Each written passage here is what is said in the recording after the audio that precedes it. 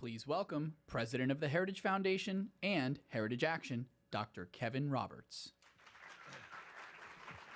Thanks.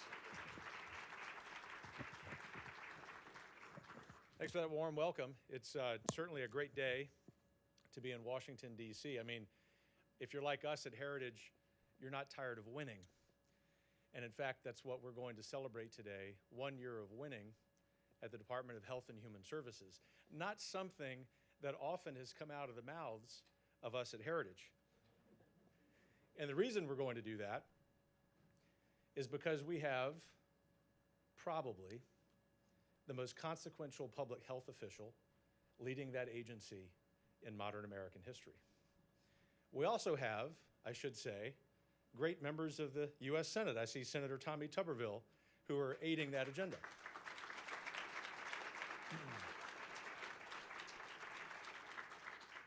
So those of you here in person, those of you who have joined online, welcome. We're in for a great conversation with the gentleman I will now introduce. Secretary Kennedy was confirmed by the Senate about a year ago. He's the 26th Secretary of Health and Human Services. Since then, just as a quick recap, although he and I will get into this in our conversation, he and his team have been hard at work at making America healthy again. They've begun the process of reversing childhood chronic disease, releasing new dietary guidelines that are going to get Americans eating real food again. We at Heritage, my colleague Dr. Jay Richards, who will lead a panel discussion when the Secretary and I have concluded our own discussion, are particularly excited about the Secretary's comments over the weekend about making eating beef great again. This is a revolution in protein.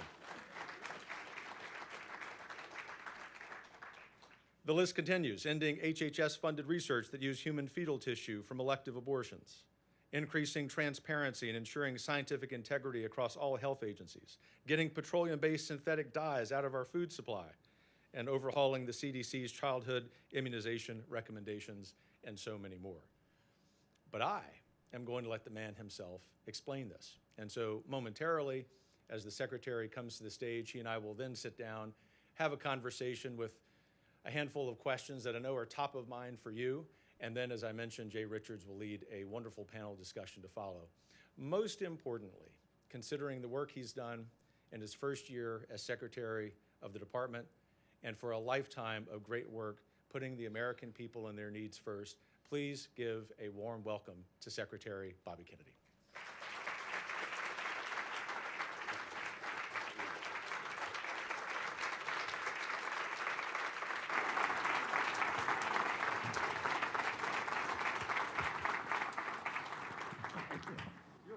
Guy at Heritage, Mr. Secretary.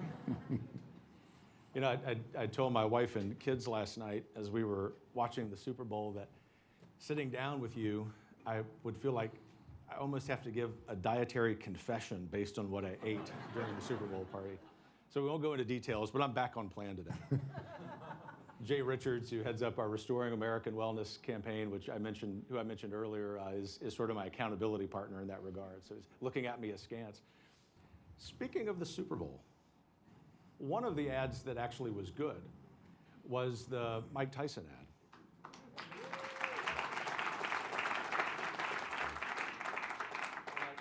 I say that as a longtime fan of boxing, growing up watching him and seeing him with that powerful memorial to his sister was really touching. Tell us about that ad and what you hope its impact will be.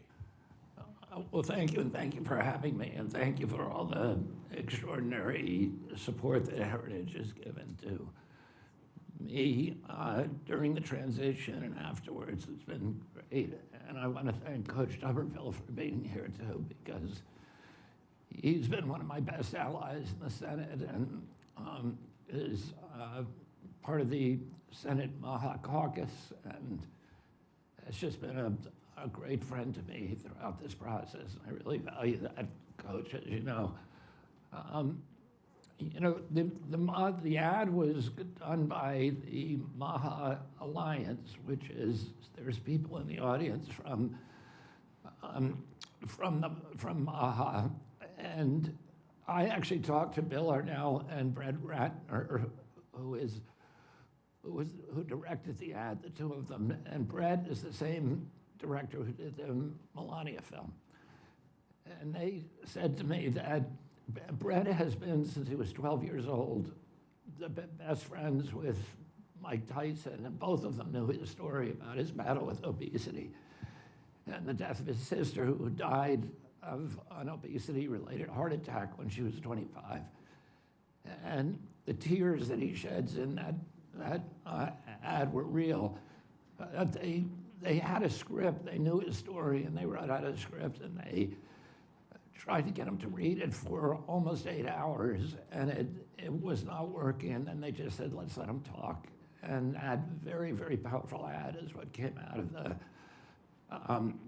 of that, just an outpouring from him, from his heart.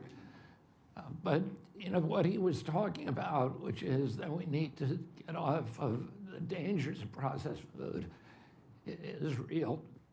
When I was a kid, we had the healthiest kids in the world in our country. We spent, during my uncle's administration, when I was a 10-year-old boy living in this town, we spent 0 on chronic disease. Today, we spend 4.3 trillion a year. And it is about 40 cents out of every taxpayer dollar that's collected is going to treat diet-induced chronic diseases. And a lot of these diseases can be cured. For example, we were talking about juvenile diabetes. Most cases of juvenile diabetes, you can actually lose the diagnosis by simply changing your diet. And doctors don't know, many doctors don't know how to give that kind of advice. 80% of physicians say they don't feel competent to give nutritional advice because they're learning pharmacology in medical school, and there's a pill for every ill, and we're not focusing on what the causes are and how to prevent them. And if we're gonna beat this, that's what we have to do. And the primary culprit is ultra-processed foods, refined carbohydrates. 70% of the food that our kids eat are ultra-processed foods, and it's killing them. And it's a spiritual warfare. It is actually it's a war at scale against cellular activity. It's an assault on our children. And it's much worse than cigarettes. Everybody agrees cigarettes are bad. This is much worse. The costs to our society are existential. 77% of our children can no longer qualify for military service, and most of that is diet related. And we need to change what we're feeding these children, or we're going to lose our country. And diabetes rates have gone up now. We're spending almost $1 trillion a year on metabolic dysfunction that is mainly through diabetes. When I was a kid, the average pediatrician would see 1 case of juvenile diabetes over a 40 or 50-year career. Today, 38% of our teens are diabetic or pre-diabetic, and we know what's causing it. In China, 25 years ago, there was virtually 0 diabetes, and today 51% of the adult population is diabetic or pre-diabetic. Why? Because they opened 20,000 fast food joints, and they allowed the import of American processed food. And they started making it on their own, but mainly it's coming from our country because we subsidize the feedstock for ultra-processed food, and we make it artificially low. So this is not about markets. It's a distortion of the market.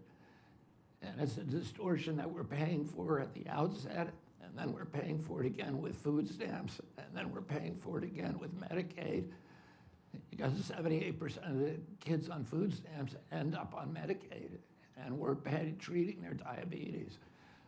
The autism rates have gone from 0.8 in 10,000 in 1970, so less than 1 in 10,000, to 1 in 31 kids today. In California, the numbers are 1 in every 19 kids, 1 in every 12.5 boys. So what are we doing to our children? And the answer to that is we need to start getting them real food. and we need a national movement. And, I sense it's happening in this country, that people are beginning to realize that they're being mass poisoned. When I was a kid, 5% of kids were obese. Today, it's approaching 20%. And 40% of adults, 75% of adults are obese or overweight. And it's not because Americans suddenly became lazy or indolent or hungry. It's because we're mass poisoning them. And we have now the worst health outcomes. We spend 2 to 3 times what the Europeans are spending per capita on food. And we're 79th in terms of outcome. We have the highest infant mortality rate in the developed world, the highest maternal mortality rate. We've lost 6 years to Europe in terms of longevity in the last 20 years. And this, it's existential for our country. And we've got to focus on it. We've got to, by the way, it's hurting the farmers too.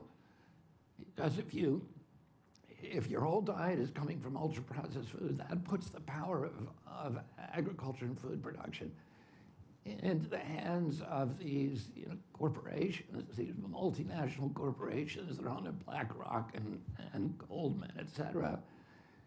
And it takes power away from the farmers, from the ranchers, from the local producers. And we need to start moving, for all of these good reasons, we need to start moving back to eating real food. And the dietary guidelines, when we got them, I was supposed to publish them my first week in office because they'd been prepared by the Biden administration, but they're over 400 pages long.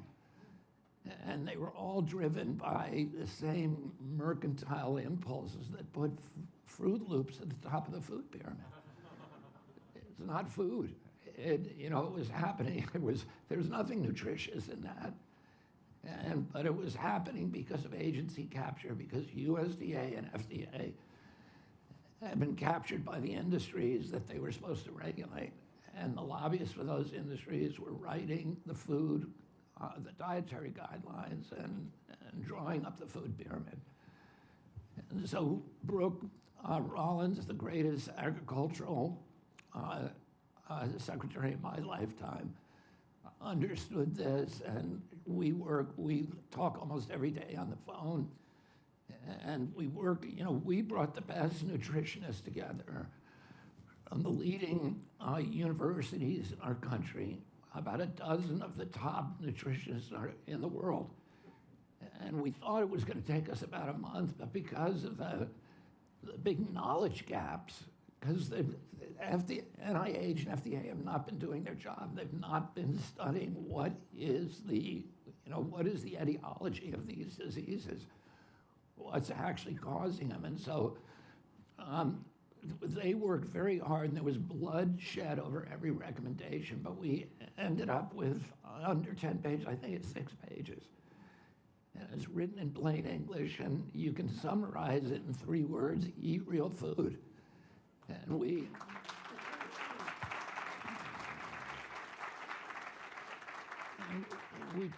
took the politics out of it, and we made science-based, gold standard science-based recommendations. And these are recommendations that are going to keep us healthy. And we ended the 50-year war on saturated fats, which was all contrived by Procter & Gamble and the American Heart Association, which was funded by Pepsi and Procter & Gamble.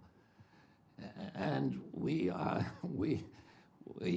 developed guidelines that are actually health-based, and people should be eating protein. We took whole milk out of our schools. Whole milk the micronutrients of whole milk are designed to contribute to brain development, to physical development, to the functioning of your immune system, to metabolic energy. And we took that away from kids for 2 generations. 2 generations of children would grow up with essentially a kind of malnourishment, of being nutrient starved, of not having their brains fed. And we're going to end that we've ended it, and we're bringing back whole milk, and we're bringing back meat and chicken and eggs and salmon and all the things that we're supposed to be eating. He said to me the other day, that there's a section of the grocery store that says, healthy food or organic food. And I said to him, do you know what they used to call that? Food. And we're bringing back real food. So you're saying that whole grain Fruit Loops is not a food? It is a food-like substance. Thanks for that response, Mr. Secretary. Look ahead, we're celebrating the achievements of the first year, which you just recounted some of, and thank you for that. What can we expect over the next year, in addition to what I'm sure will be the continued great work by your department? I'm glad that you mentioned our great friend, my great personal friend, Secretary Lyons, who's done a tremendous job at agriculture, and the American people are learning that that department, of course, controls a lot of this, and the tag team that the two of you have developed is really important for them. But give us a glimpse into your crystal ball for the next year or two regarding the agency's priorities. Well, we're going to continue forcing the frontiers of good food and safe medicines and transparent gold standard science and all of our medications and all of our food. Marty is doing a really good job at FDA at fast-tracking new vegetable dyes. We did 2 more this week, so now we have 6 new ones because we're making it. The industry is working with us on all of these things. And they've been very, very good. And we're going to get rid of all the 9 synthetic petroleum-based food dyes by the end of this year, but we're giving the industry options so that they can, and we also changed the regulations so that if you have vegetable-based dyes in your food, you can call them all natural still. You couldn't do that before. We're trying to make things easy on the industry, and they're working with us. We're focusing a lot this year on affordability and on transparency. And I'll give you a couple of examples. One is the MFNs, the most favored nations, and you guys all know this. We've been paying 10, 12, 2, 3 times, 10 or 12, 13, 15 times what Europeans pay for the same drug. And President Trump loves to tell this story about his friend who was taking the fat drug, or the fat pill, he calls. But that particular pill was created in a factory in New Jersey. The list price in this country was $1,300. The list price in London was $88. And that's not unusual. Unfortunately, that's the norm. The Europeans were very good at negotiating and said, we're just not going to pay more. And they pay enough so it's still economic for the pharmaceutical companies to give them most of these drugs. There's a lot of drugs that are available here that you can't get in Europe, including a lot of cancer drugs. They just refuse to pay for them. But now, President Trump, who understands the uses of power probably better than any other president in our history, has used tariffs to force the Europeans to raise their drug prices. But he told us 3 things. He said, I want an MFN, which every president since Clinton has promised. None of them have achieved. He said, in addition to that, and this, MFN, if you think about it, it's not good for the pharmaceutical companies because they're going to have to dramatically lower their prices here. But he said, secondly, I don't want to bankrupt the companies. I want America to still be the center of innovation around the globe. And third, I want them to all reshore their production to this country, which is going to cost them a tremendous amount of money too. So this just seemed like insurmountable, really crazy talk, and there was a long period of time when Dr. Oz and I were not answering our phone at 9 or 10 or 2 o'clock in the morning when the president was calling us because he was very forceful, I would say almost angry. And he wanted to, just breathing down our neck, trying to get this done. And we, because of President Trump, we've been able to, at HHS, to assemble this extraordinary caliber of people, personnel who have come into this agency. We've got many people at HHS who are CEOs and founders of multi-billion-dollar companies who walked away from those companies, divested, and came in because they wanted to do something good for our country. One of those is Chris Klump, and I don't think anybody else could have managed these negotiations like he did. We negotiated with 16 of the 17 pharmaceutical companies. We brought them all to the table, and now we have agreements with all of them, and we are now going from paying the highest price in the world to paying the lowest. Whatever the lowest cost in Europe is going to pay, Europeans pay, we will pay, and in some cases even lower. And we were able to do that in a way, using the tariffs and President Trump's personal intervention. We were able to get the European nations to raise their drug prices, which of course none of them wanted to do. It's very unpopular.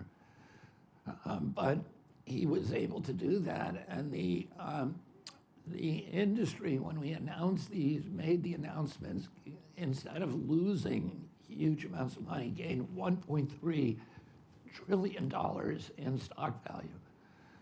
Because there's certainty out there, they're going to be able to sell a lot more of these pharmaceuticals, although they're doing it at a tiny fraction of the price, and they're making a lot of it back in Europe.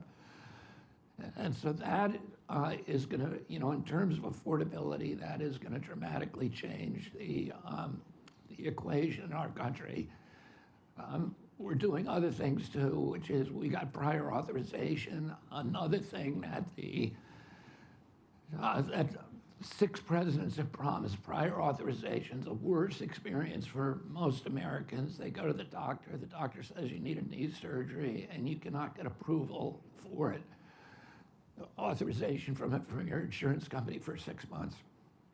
And we got all of the 80% of the insurers, the largest companies representing 80% of the American population, now agreeing to get rid of all of their prior authorization, except the ones that we agreed to. There are certain procedures, certain spinal surgeries, et cetera, where there's an incentive for doctors and hospitals to give the surgery when they're not needed. So in some cases you need, we want to be able to, Medicaid, Medicare, we want to be able to look and give some approval in the private. And we want the private companies to do that too, to make sure that it's necessary and that it's in the patient's interest. But for everything else, prior authorization is now gone. You will have an answer at point of care. In other words, before you leave that doctor's office, you will know whether your insurance company is going to pay for it. And then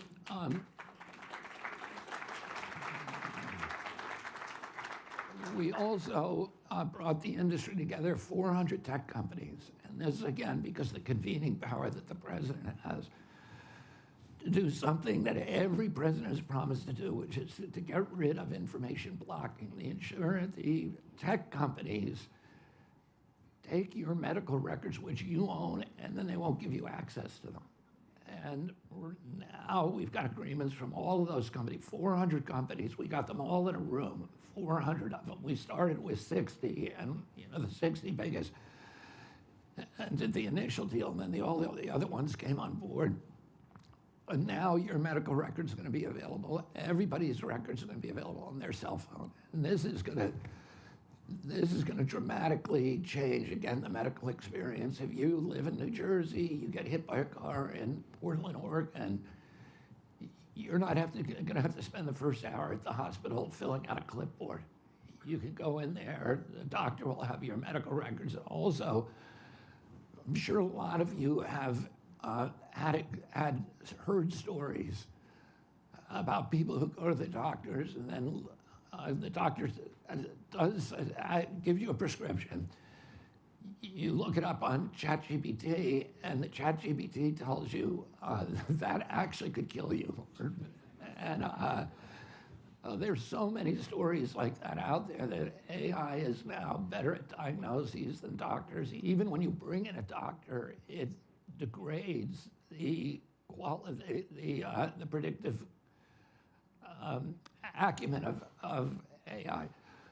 AI can now diagnose and in many cases prescribe better than physicians, and people now have access to that. AI will be able to read your entire medical records, and this is important because when you go to that doctor, he's going to know your blood type, he's going to know your allergies, he's going to know, he's going to have access to years of medical records and know what your history is. But most doctors now are owned by corporations. They're owned by the hospitals, or they're owned by, hospital systems or insurers.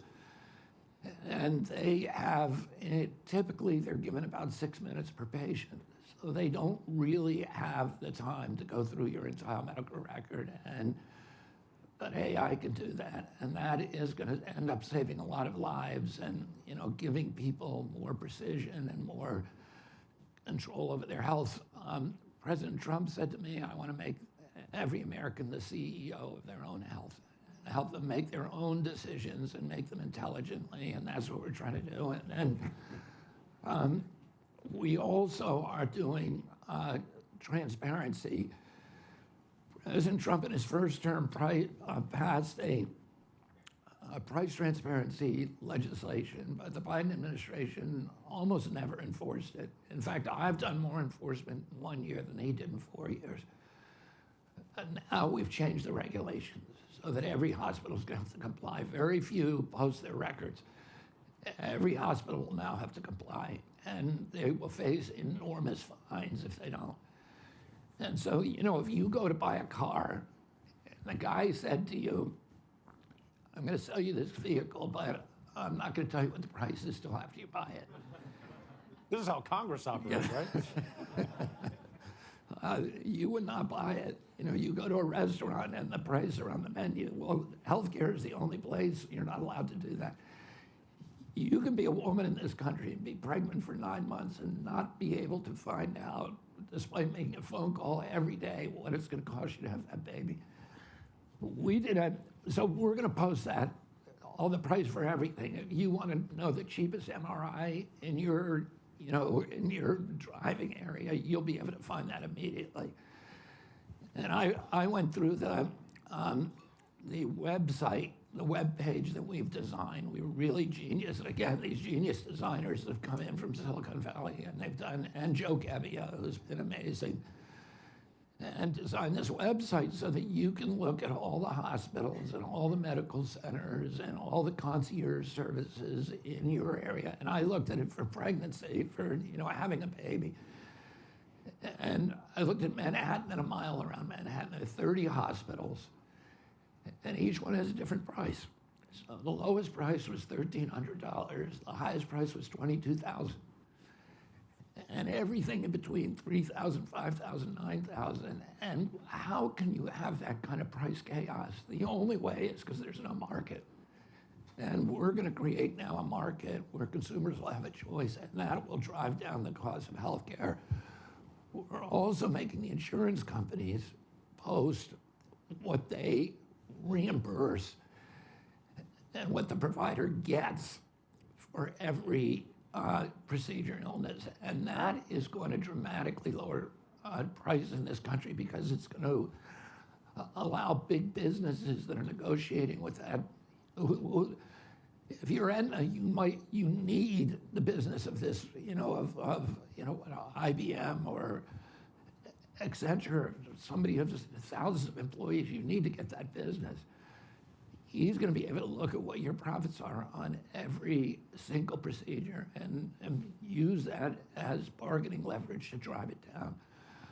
So all of these systemic changes are ultimately going to, I think, very quickly drive down the cost of healthcare in this country and provide transparency and affordability to Americans. I don't think that any president I just can't think of anybody else who could have got this done. It was President Trump's understanding of the uses of power, and how strong the presidency actually is, and how much leverage we have over all of these people, nations, corporations who've been taking advantage of us in the past. And then also, just I think he's probably the most business-friendly president we've had maybe George Bush was this business friendly, but he's very business friendly, and he admires business people more than anybody. He loves them, but he will not tolerate overreach, and he doesn't care about vested interests, and he doesn't care about offending powerful people. So it's a joy to work for him because he lets me do stuff that I don't think anybody else would ever let me do.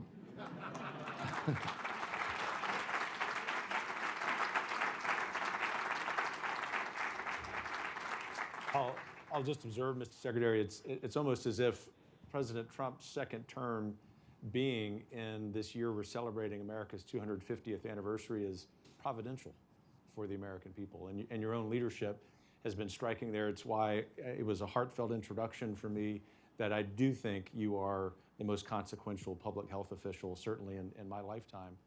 I would sit here and have this conference. Yep, I think that's true.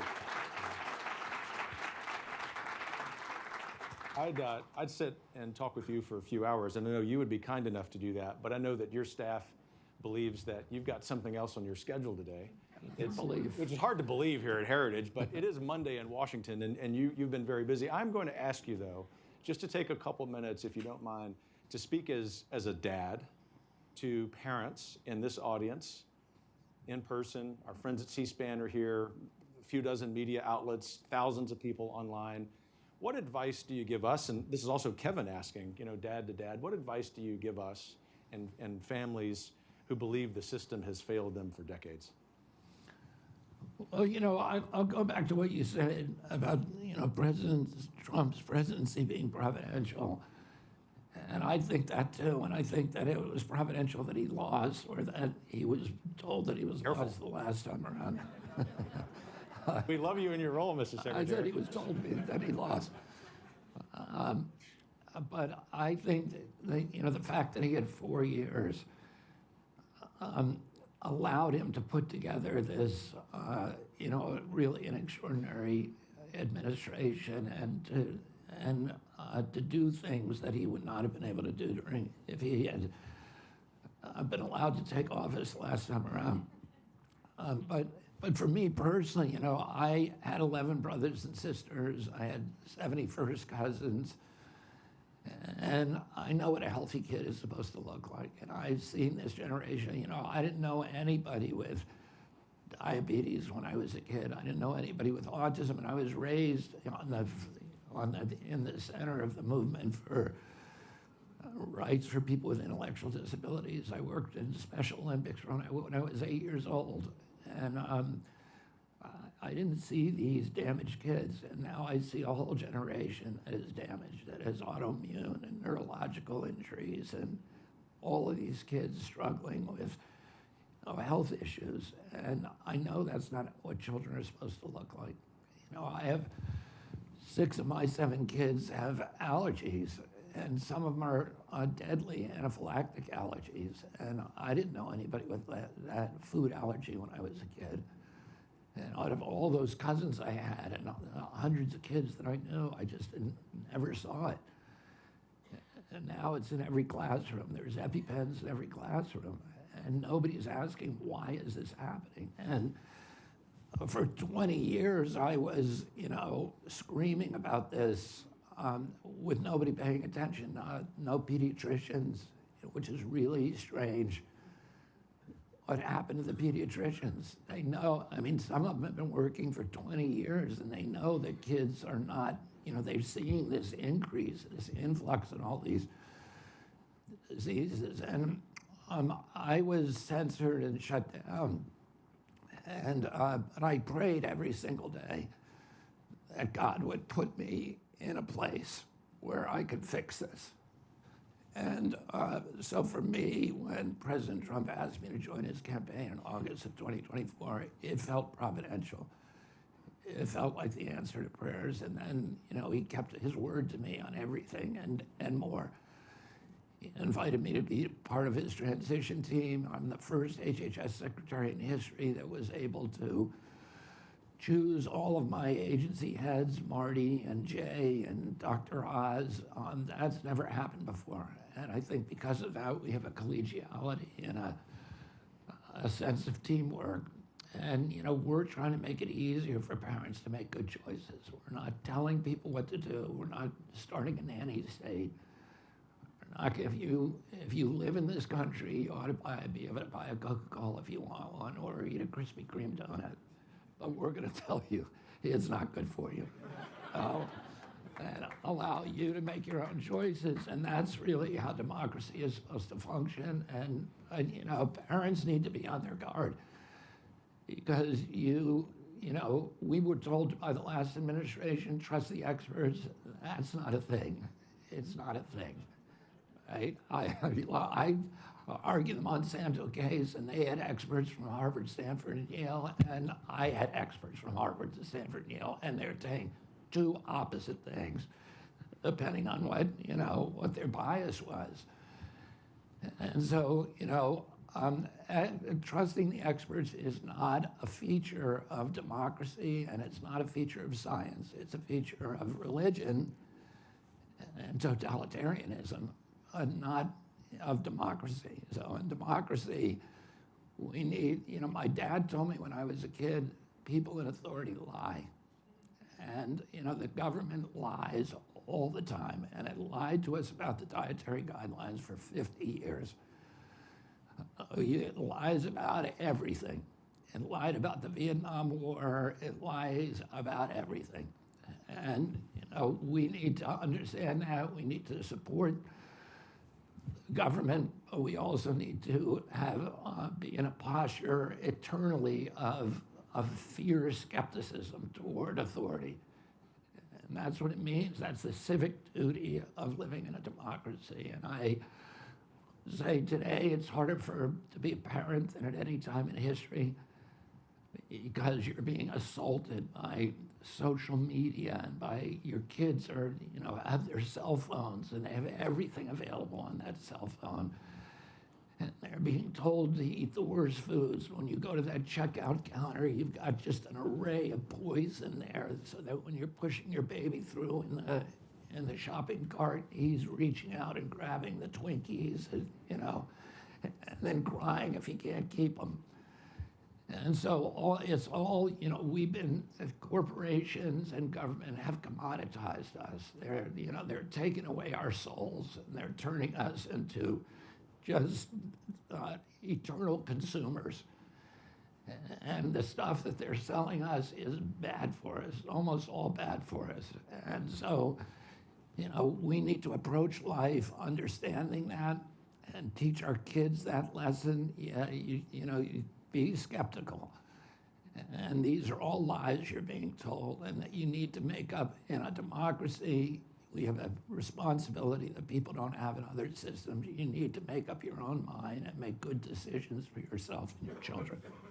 What stirring advice. Thank you.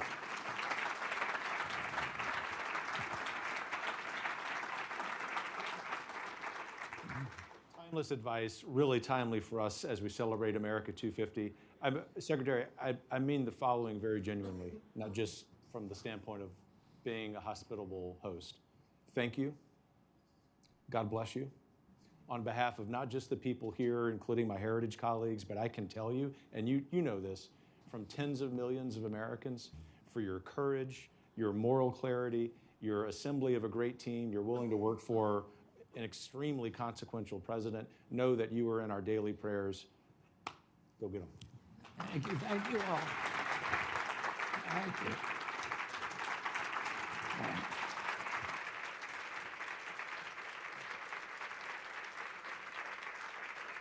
August 23rd, 2024, Glendale, Arizona.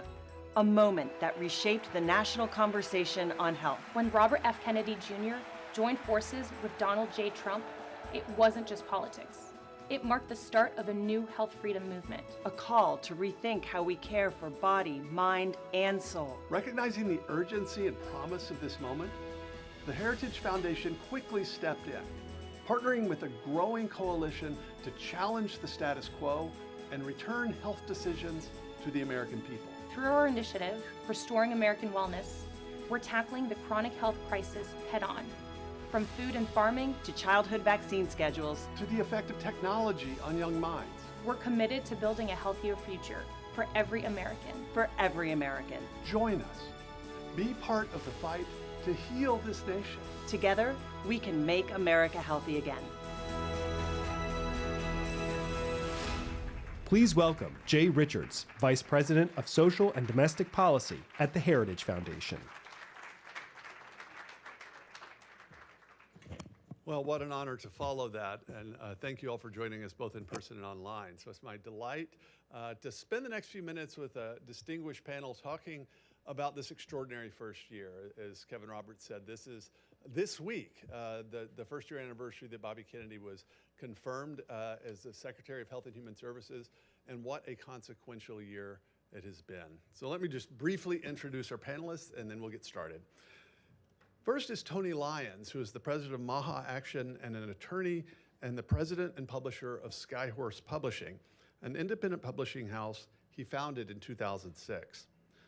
Under Tony's leadership, Skyhorse has grown into one of the largest independent publishers in the country, with 23 imprints, a backlist of over 10,000 titles, and 57 New York Times bestsellers.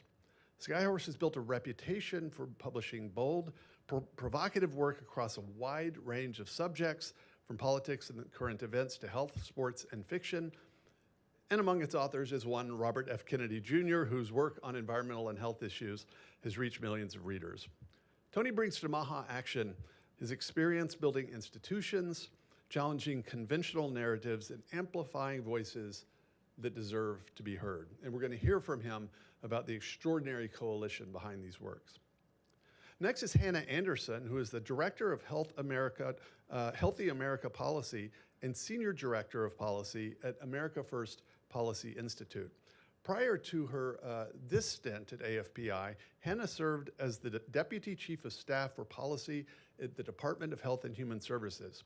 She also served as a health policy advisor for the U.S. Senate Health, Education, Labor, and Pensions Committee, advising on prescription drug pricing, commercial health insurance coverage, and other private health programs. Prior to that, she worked in the U.S. House of Representatives, advising on healthcare policy and other domestic policy issues for members of the Energy and Commerce Committee. In addition, she spent 2 years at the Boston Consulting Group in New York City working in their health care practice. Finally is Kim Mack Rosenberg, who is Children's Health Defense's General Counsel. She's an attorney in private practice located in New Jersey and representing clients nationwide on medical freedom issues, as well as healthcare practice management and disputes and insurance coverage issues. She focuses primarily on her services provided to individuals diagnosed with autism spectrum disorder. She's been involved in the vaccine choice and health freedom movement for almost 20 years. Kim has testified in state legislatures around the country to retain, restore, and expand religious, medical, and philosophical exemptions to vaccine mandates, and she speaks to groups around the country on issues related to medical freedom.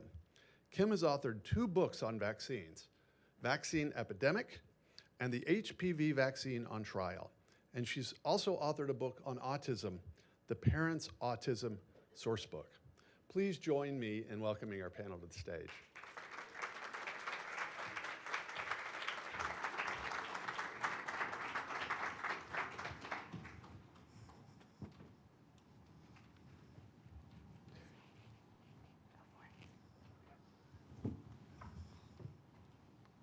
Well, thanks so much for joining us. So good to be here. And I'm thinking about, Tony, a conversation we probably had just about a year ago. In fact, I feel like it was exactly this week, talking about the prospects for the year to come, and now it's happened. And so talk a little bit, because you've been involved in this work for years, and so people that maybe weren't plugged into the MAHA movement prior to the election might not sort of know how it's composed or what's happened since the election and Bobby's confirmation. So talk a little bit about the MAHA Coalition and what's happened over the last year or so.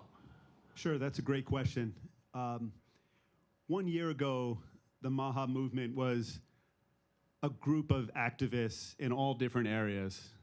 Some cared mostly about food, some about drugs, some about vaccines, all kinds of different categories. And what's happened, and at the time they were just trying to bring these issues to the seat of power, to the government, and trying to be heard. And in the course of the last year, that coalition of MAHA advocates has turned into a real movement. And that movement then includes all of these different groups. And those are sort of subcategories. So we have 5 or 6 different MAHA entities, and they're all joined together now. We're renting space together, and we're working together as a team. And we recognize now that we're not advocates looking from the outside in. We're on the inside now, and we can have a real impact that we didn't have the ability to have over the last 20 years. That now we can speak directly to senior government members, to secretaries, to the entire cabinet. We can get in touch with people. So we don't yell from the outside that something is wrong, something isn't working. We go through the inside and try to affect change. And that's the real difference, that we feel that we're in this sort of middle ground between government and advocacy, where we can negotiate and inform and educate to have better health outcomes in all these different areas. Terrific. I mean, Hannah, Tony's talking about this movement of activists that has now come together, and it's been amazing to see the sort of transformation over the last 12 months, but you've worked for many years in the policy arena, especially healthcare policy. And the issue that Robert F. Kennedy Jr. highlighted in his famous speech in which he endorsed Donald Trump was this problem of chronic disease, which anyone that studies this realizes there are just all sorts of sort of perverse incentives in place that create these problems. What kind of incentives or policy levers need to be pulled, do you think, at least primarily, to shift that so that we're dealing more with a health economy rather than a sickness economy, which is what we have now? And I appreciate the question, and thanks so much for putting this on. We really appreciate it. I think, when I start thinking of how MAHA and MAGA came together, it all came together because they were all centered on patients first. Bobby is so focused on making sure people have good information, and all 3 of us on this, all 4 of us on the panel have thought through, how do we get patients better information about their health? How do we get them more information about the food they're eating, the dyes that are in their foods, and even the vaccines and things that we're putting in our bodies? And MAGA really came, at the end of Trump's term to really focus on how are we getting people the tools they need to be healthy. And you realize these 2 things need to be anchored together, because it's a little bit truly immoral if you're going to tell someone how to be healthy, but you're not going to actually give them any of those tools to get healthy. And so when I think about this in terms of chronic disease, I don't even think about it in the abstract. I actually grew up on many of the safety net programs that we oversaw at HHS. So instead of thinking about it in the abstract, I thought about, what was my experience on CHIP, or CHIPS as we called it in Texas. So, and I think about, when I was on CHIP, my mom would have to leave her hourly wage job, come pick me up from school, sign me out of school, drive me back to the only doctor in the area who would take Medicaid. We would wait into a waiting room for a while, then see the doctor for 2 minutes, and then be told we needed a follow-up. She would drive us back to school, sign us back in, drive back to work, all for free healthcare, right? And CHIP is a very generous taxpayer-funded program, and that's why it's been bipartisan for so long, but it is by no account free. Because for anyone else doing the math in this room, that's a half a day's wages for someone who is making hourly wages. And so if my mom had better tools, right, she's getting the information of how it means to be healthy for her children, but she doesn't have the tools. She doesn't have the flexibility. And when she goes to her lawmakers and says, I need more tools to actually be healthy, to spend more time at the doctor, she can't get them, because instead it's just be content with your free health care. And so I think really, the next wave of MAGA and MAHA really enmeshing together is how do we give people more tools to be healthy? And I think, again, back to Chip, what would have been like if that mom had an on-site clinic? So instead of taking 4 hours of work, she had maybe, a lunch break that she could take her kids to and not lose out on a half a day's wages. So I think that's one of the great examples and what we're really focused on at AFPI and paving the way for making sure that as we tell people how to get healthy, we're not depriving them of the tools to do so. Yeah, and so, I mean, if people know what they need to do, that's by itself going to change the incentives in the market. Unfortunately, we're dependent upon not knowing, unfortunately, as you said. Kim, you focused on this, what was considered the sort of most controversial subject, maybe in the MAHA portfolio, but the one that I myself feel quite passionately about, and your work in children's health defense on vaccines. What do you think are this kind of key legal impediments that need to be broken down in order to encourage and re-secure accountability and transparency, especially in the vaccine market?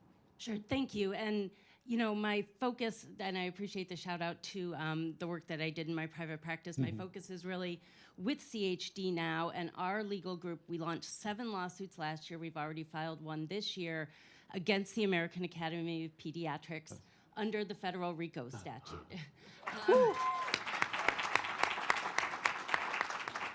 And I think one of the biggest impediments is not necessarily a legal impediment. It's the inertia, I think that's a gentle way of saying it, of the system, and really trying to prop up what is clearly a broken system.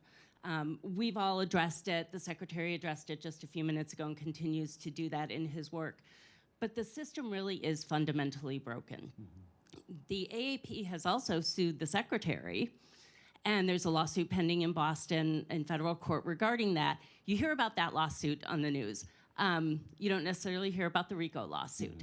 And that's an issue, and it's not just an issue for the lawsuit, it's an issue for people getting knowledge generally. Censorship, cherry picking of studies is still a huge, huge problem in this country, and people don't know what they don't know, right? If you're not able to access information readily, you may not know what the healthy choices are to make for your family.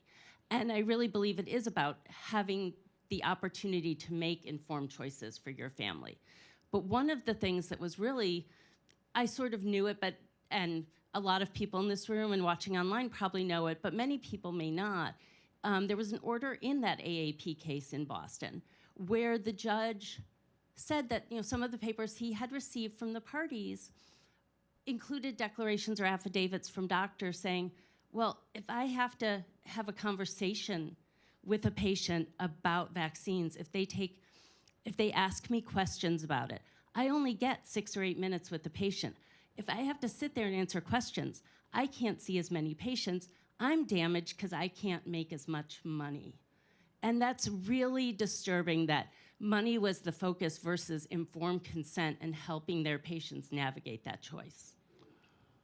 So Tony, we talked a little bit about the transition of the movement from an activist movement to a group of people that can sort of change things here in Washington, D.C. But talk a bit about the pain points. I mean, both of us, I know many times over the last year, something would appear in some particular publication. We thought, okay, this is obviously written to try to fragment the movement. And so could you just sort of talk about some of the pain points and what we need to do as a movement to make sure that we don't become fragmented? Yeah, that's a great point, that there have been so many articles written saying that people in the MAHA movement disagree with each other, or that Secretary Kennedy disagrees with Donald Trump. And those seem to me just to be outside efforts to put a wedge between different segments of the MAHA movement or between Secretary Kennedy and the president. Nothing could be farther from the truth. MAHA's strength to a great extent comes from its diversity and comes from its disagreement. So we welcome all different points of view. And that's what's so different from the way the world worked before, that there was just one truth and that was kept in place by censorship and propaganda. And what we have now is real open dialogue. And that's what real science is. You can't have real science without disagreement. So the MAHA movement has all kinds of voices, and we encourage and welcome all different stakeholders. And we've done that all along. And I have meetings set up with manufacturers of pesticides to try to just see what we can do to have some impact there. And we want to meet with everybody, with all different stakeholders. And that, I think, is where we're going to see real progress going forward. Not by just saying that, we know the truth. That's what got us here. That's what got us to, like Bobby Kennedy said, spending 2.5 times what any other country on the planet spends on healthcare and having the worst health outcomes of the 30 industrialized countries. So we need to end that now, and we do that by having real dialogue and debate. Absolutely. Hannah, amen, yeah, absolutely. And we've been present for this. I mean, at both public and private conferences in which there's sort of genuine debate about some of these things are very complicated. It's very heartening. Hannah, you worked both on the legislative side and on the executive or the administrative side. Can you think of some ways that on the executive side things might be able to move a little more quickly, maybe in the rulemaking process, or are there some things that just absolutely have to be settled by Congress? Because a lot of people outside Washington, D.C. don't realize how much takes place behind the scenes in the sort of rulemaking process. We might notice the sort of shiny executive order, but of course any executive order can be undone with a new president. So it seems there's some things left for Congress. So what do you think needs to be done there? Yeah, and what a question, what a question. So, I think I'd first say, anything we can do to continue putting the system back into patients first. That's what the president has said. That's what the secretary has said. That's what all of these actions over the last year, which has been, incredible, incredible work in pace for 1 year, and really realigning patients first. So I think the president's great healthcare plan is a great start to go there. So transparency. What you're talking about is transparency, price transparency, transparency in scientific endeavors. Behind the stage before we came out here, we were talking about, during COVID, we all learned to trust the science and not look for transparency, but that really is a rejection of the truth. And so I know a lot of us in here have a worldview that's incongruent with postmodern thought, where there is no truth. But I think when we talk about transparency, we talk about there is truth and there's truth to find. So I think if there's anything that I would encourage the secretary to continue doing and the president is to continue pursuing transparency, whether that's in, that's in gold standard science, whether that's in transparency about what we're eating and the additives. I believe, Congress might have to help out with GRAS, so I look forward to that. And then really price transparency. To be honest, I'd ask policymakers to really take it seriously. As y'all know, Americans are living paycheck to paycheck. And like Bobby said, we're the only people in the world who don't know our healthcare prices before we get a service. It's the only part of our GDP that we don't actually know what we're paying for until we get it. I know many of us go to the doctor, and I recently went and they asked me to get a service. And I said, okay, but what's the price? And they said, well, we can't tell you until after you get it. And I said, this could be $80, $800, or $8,000. What do you mean you can't tell me what it's going to be? Right. So, that's certainly one of those things that I'd ask policymakers to really take more seriously, because if the average American has, anywhere between $500 to $800 in medical debt, that's 33% of Americans with private health insurance hold medical debt. And it's not from $100,000 got hit by a bus claims. These are coming from because they didn't know the cost of what they were going to get before they went and got it. And so when the president's talking about give people their money in the Great American Healthcare Plan, and when the secretary says make patients the CEO, we're talking about moving away from a system that really rewarded the bureaucracy and the corporate capture, and going back to a system that puts patients like you and me back in the driver's seat. This is your health care. This is how you take ownership for it. And we're going to make sure the ways that you can pay for it actually line up with that. So I think, the biggest thing Congress could do, I'd really say, is kind of really uncap HSAs. HSAs are a tremendous asset for people. Trump RX, we have a paper coming out at AFPI, hopefully today. showing that Trump RX with an HSA, because you can stack the discounts, is one of the best ways that you can lower your drug prices. Wow. You know, so it's tremendous because you're talking about giving money back to the person. And it's kind of a wild paradigm shift, and if you're in health policy, to say that the best way to lower people's costs is to not use health insurance. So, I mean, kind of a wacky place we're in. But I'd say that, and then really seriously take a look at some of these some of these institutions like ACIP and USPSTF. Yes. Are they really adding value to our preventative health service? I don't know. Well, now you briefly mentioned grass, so generally recognized as safe. So say just a little bit about that, because it's another one of these things that's it radically lacks transparency, in which lots of things have just been sort of waved through. So for non-health policy people, say a little bit about the grass. Yeah, so grass is, was originally designed so that like milk wouldn't have to be regulated. Whole milk, something that we've been drinking for eons, doesn't need to go through a complex regulatory scheme at the FDA. Or salt or baking soda or salt or something. or anything like that.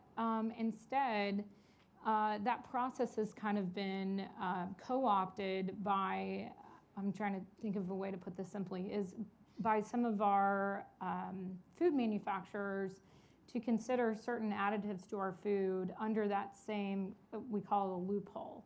And so that loophole is allowing all sorts of manufactured chemicals to end up in our food and bypassing any type of scientific review of those additives. There's a balance, of course, of not going overboard on regulations, but right now it's virtually unregulated what is going into our food because of the way that this is set up. So we're really looking forward to either Congress or some rulemaking by the FDA. I mean, even if we didn't regulate these, just the simple fact that most of us don't know what's in our food because of this process, right? Just a simple disclosure. But that's why I think what MAHA is it's so tremendous because it's going back to basics. Eat real food. I mean, my God, it's incremental. So we're not talking about MAHA as a crash diet, right? We're talking about MAHA as we're going back to basics of what is the food that's good for you. Turns out it's the food that's been around for thousands and thousands of years, and really moving away from ultra processed food. Kyle Diamantes from the FDA and I had a nice chat, and I was showing him a book of dietary guidelines. And one of my staff said, wow, this must be from, the 1990s. And I said, this was published in 2019. What are you talking about? Because it's talking about eat foods that are ultra processed because they're less calorie dense. What? Drink lots and lots of zero-calorie soda. And, as someone who believes that Diet Coke needs to be grafted onto the updated Diet Coke, a MAHA grandfathering. The Trump rule. Yeah. But, it's certainly not good rules to live by of just eating lots and lots of 100-calorie packs from Nabisco. Crazy. Well, so Kim, we've talked a lot about what's happening in Washington, D.C., but I know you've done a lot of work in states. And in fact, it's the states that mandate vaccines. People don't realize this. The CDC may recommend, but it's up to the states. Talk a bit about what can be done at the state level, what you've done, and just advance the cause of medical freedom. Sure, there's a lot that can be done at the state level, and Children's Health Defense is certainly working really adamantly for children and for others who have been impacted by vaccine mandates. We focus primarily on the children, but ultimately the goal is to remove mandates, right? So that people, again, can make a choice like with any other medication. I can choose to take aspirin or whatever, or I can choose not to. And particularly when you tie those mandates to school attendance, that creates an incredibly difficult situation for families. And we saw that. I was living in New York at the time in 2019 when New York State stripped away the religious exemption for families essentially overnight. Horrible things have happened. And each story, there's so many stories, thousands of them, but each one is also uniquely tragic. There have been families who've had to move away from the state, families, where mom or dad crosses the state lines to go to work. Children are it's a wonderful choice to make to homeschool your children if it is your choice, but if it's forced upon you, it can be very challenging for families as well. So we are fighting in states not only to overall abolish those mandates, but to put in place protections like religious exemptions and real medical exemptions, because in so many cases, they're not real. They're almost impossible to achieve. So we have a case called Doe against Oceanside Free Union School District, where a young woman was removed from school in 2019 with the religious exemption issue. Homeschooling didn't work for that family. They made the difficult decision. They began to vaccinate her, and she's had several adverse reactions to vaccinations. But at the point that we stepped in, she needed one hepatitis B vaccine. That was it. She had 7 separate medical exemptions saying she couldn't get that vaccine, it could kill her. And the district still denied her medical exemption. She even had gone to a walk-in clinic, an urgent care, and they took one look at her and said, we can't vaccinate you, and we'll write something for you. So those cases, we went to court and we got an injunction so that she could go to school again. So she is back in her classroom. But she's one of the lucky ones, right? Not a lot of people get that result. We also have a case that was just filed in December, CHD against McDonald, who is the commissioner of the Department of Health for the state of New York, seeking to restore the religious exemption. And CHD is a plaintiff, and 7 families who each have their unique stories, again, of religious exemption denial are plaintiffs. And we even have a plaintiff who is a junior in high school. She has a sister who's a senior. Under New York state law, they were out of school for years. She got a medical exemption, a temporary medical exemption that was taken away by the district. So she's out of school again. Her sister is 18, she's a senior. The New York law only applies if you're under 18. So her sister is free to go to school. The same unvaccinated, they're both unvaccinated. It really shows the arbitrary and capricious nature of how these exemptions work. So we're fighting that case too, and I think there's been significant changes in law from the Supreme Court, particularly a decision called Mahmoud v. Taylor, which came down last summer, which really impact and change and sort of coalesce the idea of parent rights and the importance of parents' rights. It's not a vaccine-related case. It's related to educational curriculum. But it really has, we believe, broad applicability. So we're excited to see how that applies in this space. So Mahmoud, of course, was about just the option to be able to opt out of sex education. I know, right? Yeah, right here in Maryland. It would not have occurred to me that this could have an implication for religious exemptions for vaccines. Right, but parents' rights is such an important piece of the vaccine, vaccine-related choice, because parents want to make the decision, and the Secretary talked about it. We've talked about people having different viewpoints, but it's making the choice that's right for your family and having that choice supported, and also being able to access public or private education if that is your choice. Yeah, beautiful.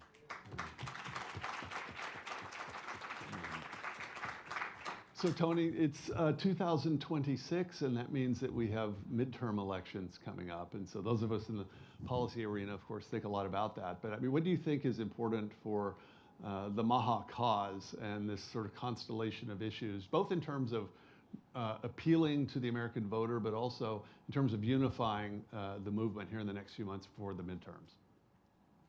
So Secretary Kennedy said when he was up on stage that he prayed for 19 years to have the opportunity to do the work that he's trying to do now, to do what he feels and what I believe and what MAHA really thinks is God's work, that nothing could be more important than the health of our children and then, and then the future of health of all the people in the country.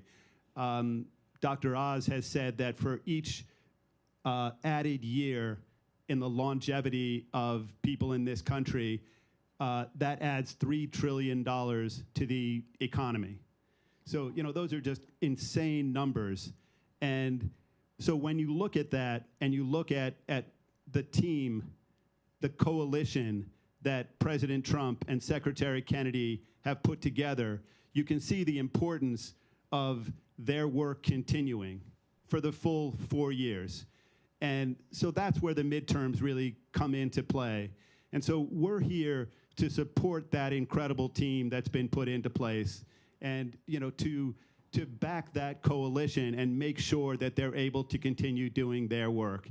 And that's going to mean following the lead of President Trump when he endorses candidates, and then trying to work with those candidates to try to get the best possible outcome for public health, for the issues that MAHA has been backing over the last year.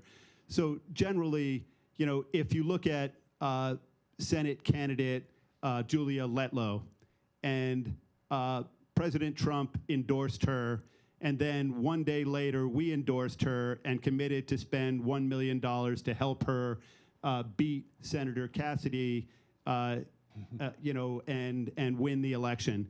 So, that's going to be our game plan. We've had since multiple talks with Letlow's chief of staff and with other people who work with her, and we found that there really are points of contact with her that are really going to be impressive to the MAHA movement as they get to know her better.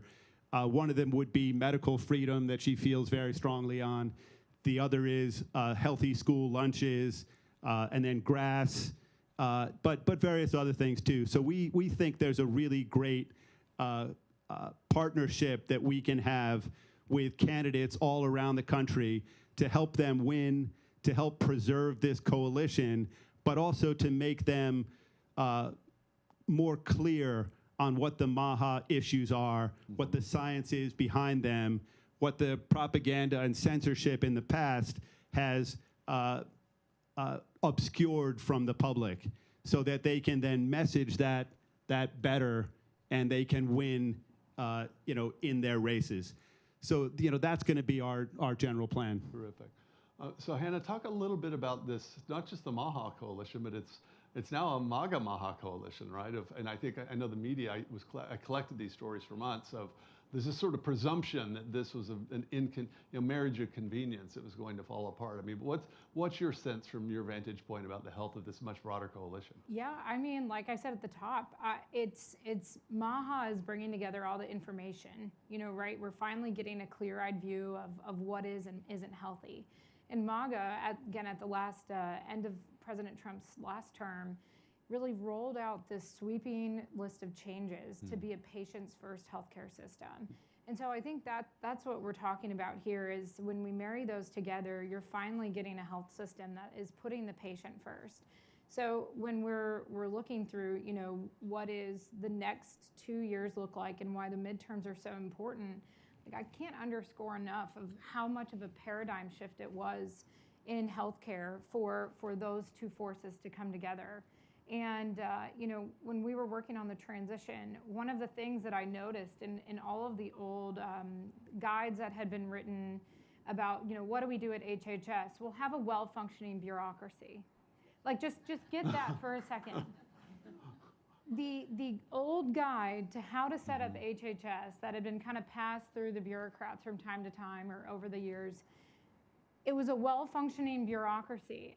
And I'm not neglecting, we should have a well-functioning bureaucracy, and one that is obedient to the president and the secretary. But the chief mission of HHS should be making people healthy. Mm-hmm. And with Secretary Kennedy and President Trump, we actually have an opportunity to do that. So the marriage of the two is so important because we're actually been given a chance. The secretary said, the president lets me do stuff and all the stuff he wants, and I can attest to that. We have a president who is so married to the people that he rode a garbage truck and did a shift at McDonald's because he's committed with the kitchen table math that everyone else is doing to figuring out how we can actually make healthcare better for people and make people healthier. And so this is critical. Mm-hmm. This is critical. We have to get this right, or else we're going to end up back again with patients last policymakers. Yes, absolutely.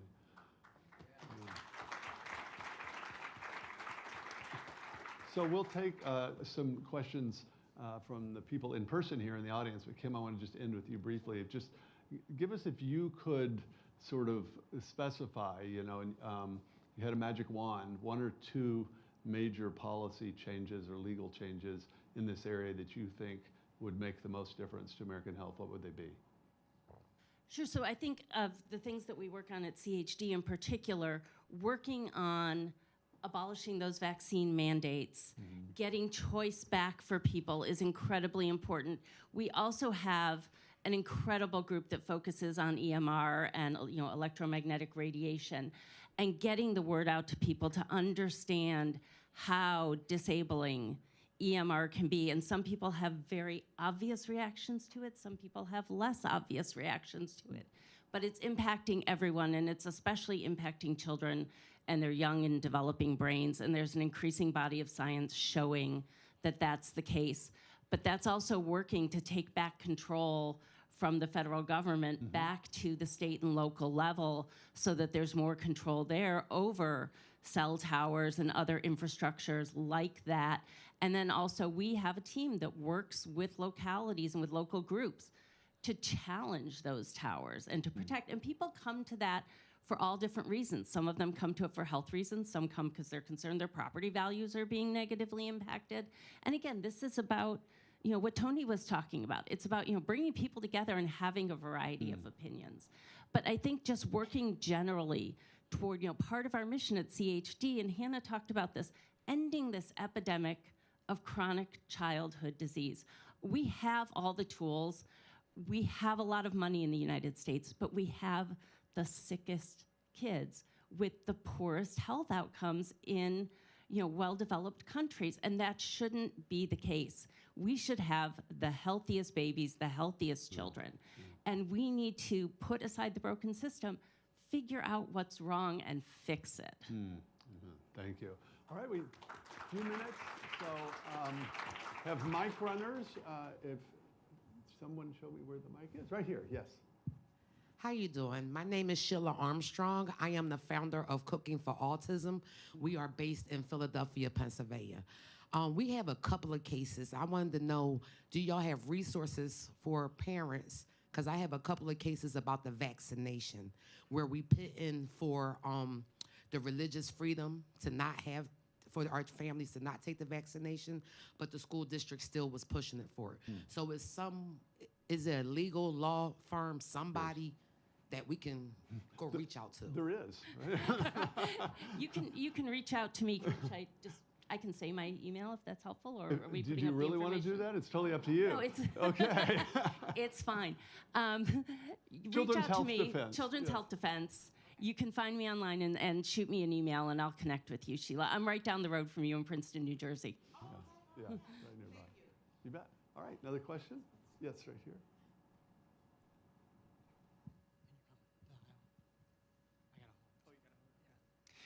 Thanks so much for what you've shared today. I'm curious if there's more that needs to be done with elder care, just knowing that as there's problems on the front end for children's health, there's a lot of challenges for both those who are aging and also those who are caring for those who are aging in terms of costs, fraud, and also burnout. So I'm curious if there's policies you would like to see coming from this administration on that front.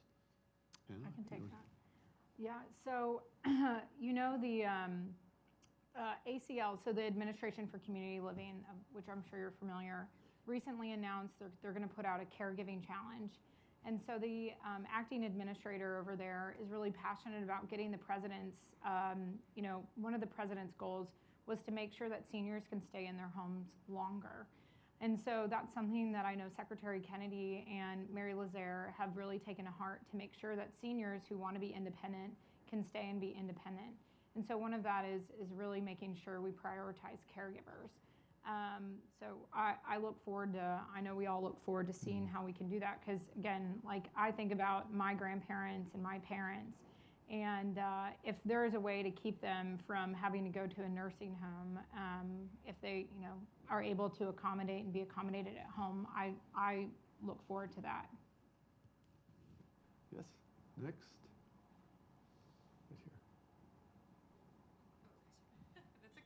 Hi, I'm Christy Clark, and I'm a women's health advocate and breast cancer survivor. One of the things that I've noticed traveling around the country is that women's health is really on the back burner. It just really is. So my question is really for the two of y'all, Hannah at America First, and then of course Tony with MAHA. Where do you see the conversations going? Women are always put on the back burner with our health and with more people surviving things like cancer, but also putting drugs in our system like chemo. That isn't always exactly what we need. Where do you see that movement going? Can I take that first and then? So one, thank you, and I'm so impressed. I survived. That is incredible. And one of the things where I would point to where the USPSTF has really failed to do preventative health, and why I think we need new tools and devices to do that, is because I'm sure you're familiar, but like our current recommendations don't take into impact the what's like dense breast tissue. And so the current mammography can't even tell that. So one, that's a failure of so much of what, you go to the OBGYN and find out.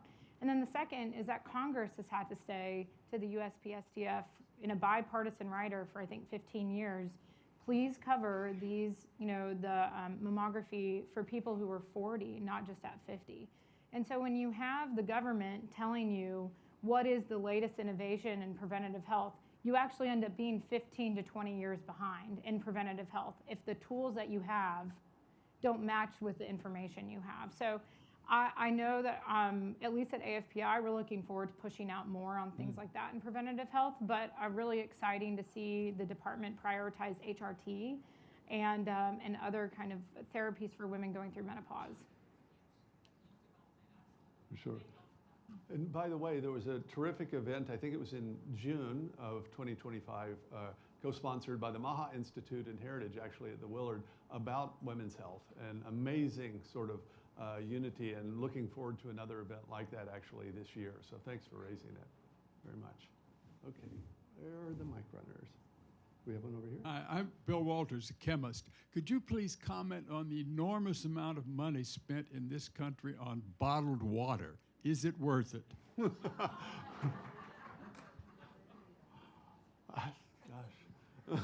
Not really sure where to go with that, but I would just say, generally bottled water in plastic is, probably not as healthy as bottled water in glass. But, part of the problem with bottled water is that so much of it has glyphosate in it.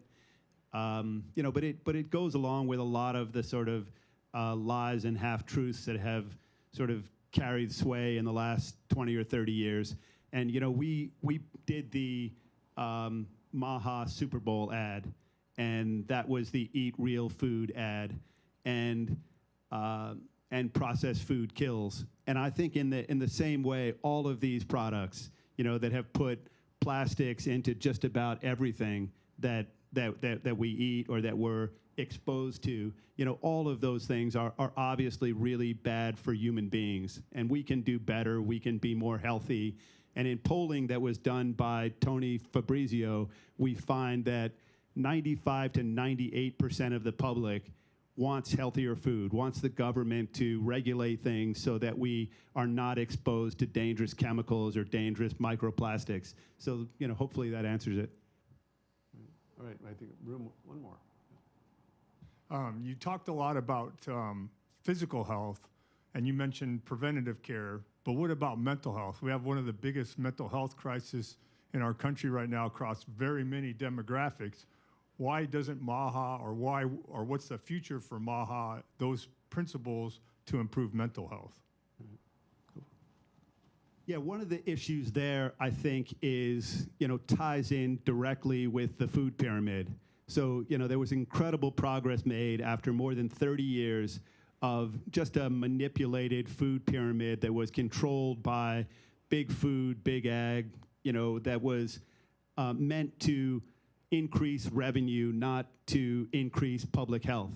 So the idea that children, for the last generation, were going to school and eating donuts, eating sugary cereals, eating sodas or drinking sodas, is a big part of the mental health crisis that started there. So many kids who are on medications are poisoned when they go to school and then given medications to make up for those poisons.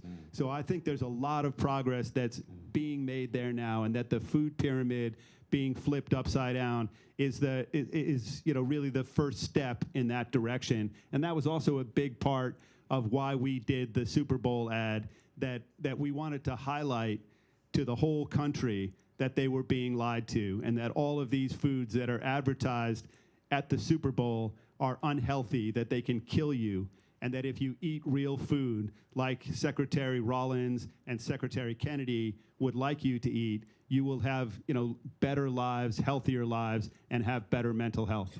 And if I would add just one thing, because what Tony's saying on over-medicalization is completely true, is we've replaced proper science with over-medicalization. But to your point, I would certainly say MAHA does include addiction. I mean, I don't know if you've ever listened to Secretary Kennedy describe his own journey with addiction. It's 100% rock solid in the middle of MAHA and the MAHA movement. Absolutely. And the president had recently signed, I think it was last week or maybe a week and a half ago, a bold new venture on how to treat addiction.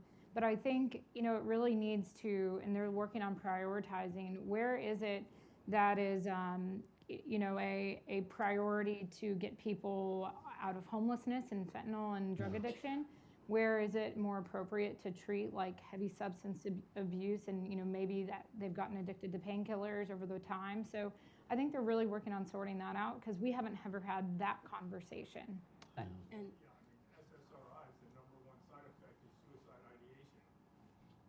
Kim, you want to I do think, it goes back to what I said earlier about sort of this broken paradigm of how the medical system works, and it is over-medicalization, and we need to look at the youngest children to start because a lot of those children are being put on very heavy psychiatric medications and also multiples of them.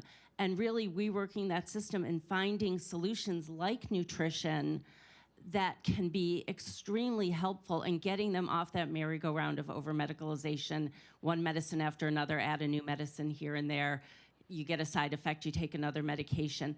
That we need to take a hard look at that, and people need to understand that there are options, but they can be difficult to access and difficult to maintain sometimes. Thank you.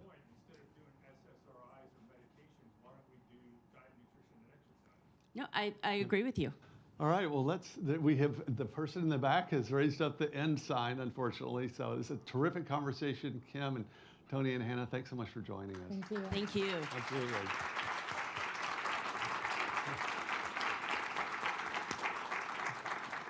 And thank you who joined us online and in person. And if you're here in person, please join us for some lunch. And I think we have real food available. Thanks so much.